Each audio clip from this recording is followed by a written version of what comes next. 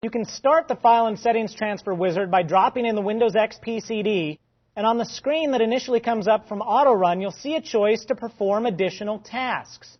When you go ahead and select that, it'll bring you up to another menu with all kinds of different items, but what we're looking for here is Transfer Files and Settings.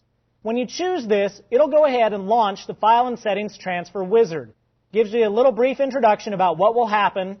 You select Next to move on to the next screen, and it comes up and says, is this the new computer, or are we working on the old computer here? If this is the new computer, what it's going to try to do is download all of the information that you've already zipped up, so to speak, and pull it down to this particular machine. So this is the second step. What you need to do first is go to the old computer and choose Next.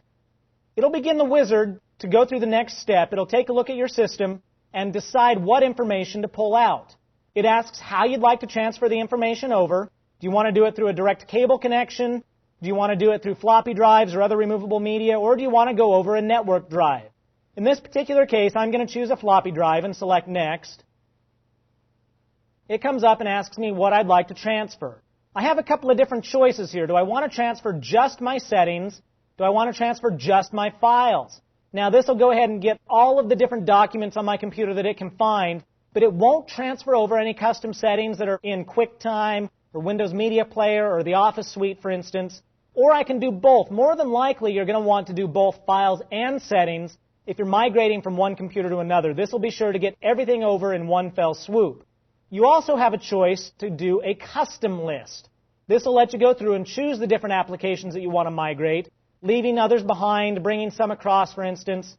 I'm not going to do the custom. I'm just going to let it do it automatically and choose both files and settings and select Next. In the listing here, it shows you all of the different things that it's going to bring across, and it's quite a large list. You'll see that it brings across all of your different file associations, so those will come across as well. Once you've made that choice, go ahead and choose Next, and it begins the process of collecting all of your information, bundling it together in one location, and actually compressing it into one file.